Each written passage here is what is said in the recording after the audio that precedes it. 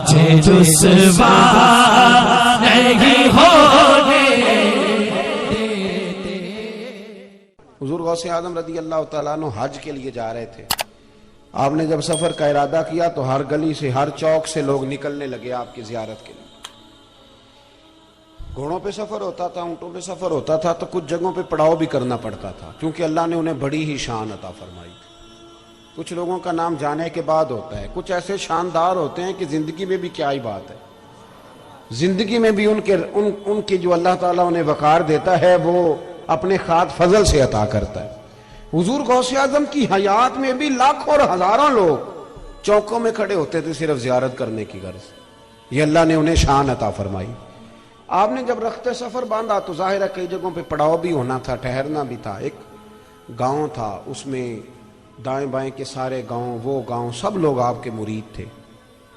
تو غوث اعظم رضی اللہ تعالیٰ عنہ کے سارے مریدوں نے اپنی اپنی حویلیاں سجا دی کہ حضور غوث اعظم رضی اللہ تعالیٰ آئیں گے، ساتھ بڑا لشکر ہوگا، لنگر پکے گا، یہاں رہیں گے۔ ایک اس گاؤں میں غریب مرید بھی رہتا ہے۔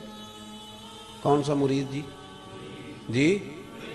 غریبوں کے لیے ٹائم مخصوص ہوتا ہے پیروں کا، مریدوں کے لیے سر عام، امیروں کے لیے سر عام ملاقات ہوتی۔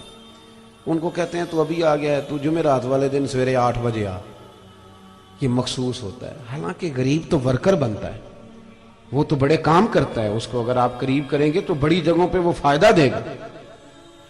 حضور غوث اعظم رضی اللہ تعالیٰ عنہ غریب مرید تھا آپ کا، وہ کہتا ہے میری ایک کی بیٹی تھی، وہ بھی جوان تھی، اور میں اتنا غریب تھا کہ میرے پاس گنجائش نہیں تھی کہ شادی کر سکوں، تو میرا گھر بھی چھوٹا تھا، میرا ارادہ ہی نہیں تھا دعوت دینے کا، چونکہ میں حضرت صاحب کو رکھ ہی نہیں سکتا، ان کے ساتھ ڈھیر سارے لوگ ہوں گے۔ کہتے ہیں میں خاموش تھا کہ جب کسی حویلی میں ٹھہر جائیں گے نا تو زیارت کرنے جاؤں گا، چپ کر کے اندر بیٹھا تھا۔ مجھے تو تب پتا چلا، یہ شیخ محقق نے لکھا ہے اس کو، زبدۃ الاثار، کہتے ہیں پتہ تب چلا کہ جب میرے دروازے کے آگے شور شروع ہوا۔ ادھر دیکھیں میری طرف، دروازے کے آگے، کہتے ہیں جب نعرے لگنے لگے، غوث اعظم کا ذکر ہونے لگا تو میں نے جھٹ سے دروازہ کھولا تو شیخ عبد القادر جیلانی میرے دروازے پہ کھڑے تھے۔ فرمانے لگے بیلیجا دروازہ کھول، تیرے ہی گھر رہنا ہے، تیرے ہی گھر رکنا ہے۔ فرماتے ہیں حضور غوث اعظم میرے گھر تشریف لائے تو میں تو چائے بھی نہیں پلا سکتا تھا، لیکن حضور نے خود ہی بندوبست فرمایا، دیگیں بھی پکنے لگ گئی، خود ہی سارا بار کناتیں بھی سمجھنے لگ گئیں، تیاری ہو گئی، لوگ آنے لگے، لنگر پکنے لگے۔ بس ان کی وجہ سے میرا بھی کام بن گیا، مجھے کوئی نہیں جانتا تھا پر میرا بھی ذکر چل نکلا۔ کہتے ہیں کہ بڑے بڑے مرید آئے نذرانے لے کے، کوئی چاول لا رہا ہے، کوئی کپڑے لا رہا ہے، کوئی نگد پیش کر رہا ہے، جو لاتا گیا نا غوث اعظم رکھتے گئے، جو لاتا گیا غوث اعظم رکھتے گئے۔ کہتے ہیں رات میرے گھر میں رہے، فجر کے بعد اگلا سفر کرنا تھا، کھانا بھی خود پکوایا، کھلایا بھی خود، میری شان مفت میں بن گئی۔ اور کہتے ہیں جاتی دفعہ نا میرے گلے سے ملے تو فرمانے لگے بچی کی شادی کرنی تھی۔ اس کو کہتے ہیں غریب نواز، اس کا معنی ہے لاجپال، یہ ہے وہ لفظ۔ کہا شادی کرنی تھی، پریشانی تھی، کہا حضور ہاں۔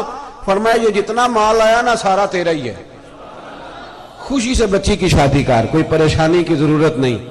وہ کہتے ہیں ایک دفعہ میرے مرشد کرات گھر میں رہ کے گئے، میری تو ساری غریبیاں ہی دور ہو گئی، میرے تو سارے کیا کہا تھا مولانا حسن رضا نے، مولانا جمیل الرحمان نے، خدا کے فضل سے ہم پر ہے سایہ غوث اعظم کا، اور ہمیں دونوں جہاں میں ہے سہارا غوث اعظم کا۔ بھائی 3 باتیں آپ کی خدمت میں عرض کی۔ ایک تو سوچیں صاف، بالکل کلیئر، چھوڑ دیں بدگمانیاں کرنا، یا ایھا الذین آمنوا اجتنبوا کثیرا من الظن ان بعض الظن اثم، چھوڑ دیں برا سوچیں، اچھا سوچا کریں۔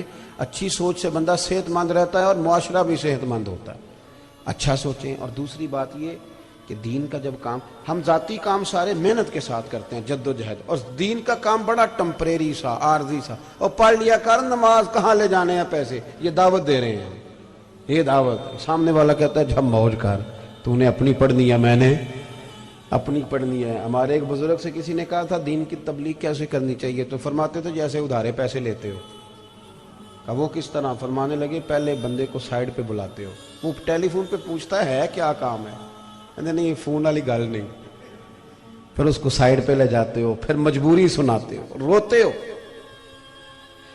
اور پھر پکی قسمیں اٹھاتے ہو کہ وقت پہ واپس بھی کر دوں گا. اس طرح کا ماحول بناتے ہو کہ وہ مان ہی جائے. فرمانے لگے اپنے حق میں قائل کرنا ہے تو یہ انداز ہے, اور جب اللہ رسول کے حق میں قائل کرنا ہو پھر پرواہ کوئی نہیں, پڑھ لیا کر, نماز آ جایا کر. تیسری بات یہ میرے عزیز, تھوڑا سا نا ضروری تو نہیں کہ بہت بڑا آدمی آئے گا تو کسی غریب کا خیال رکھے گا. اپنے نلائق بچے پہ جو اتنے پیسے خرچ کرتے ہو اور وہ نہیں پڑھتا, تو جو ہمشیرہ کا لائق ہے اس پہ ہی تھوڑے خرچ کر لو, چلو وہی کچھ کر جائے. ہم نے کوئی ضروری ہے کہ پلٹ پلٹ کے اسی جگہ پہ سر پھوڑنا ہے جہاں سے خون ہی برآمد ہو. کوشش کریں تھوڑا تھوڑا غریبوں کا خیال رکھیں, اور اس کے لیے فیس بک پہ پوسٹر دینے کی ضرورت نہیں. آٹا بانٹ کے تو اس کی تصویریں نہ چڑھائیں, کچھ کام چپکے سے بھی کریں.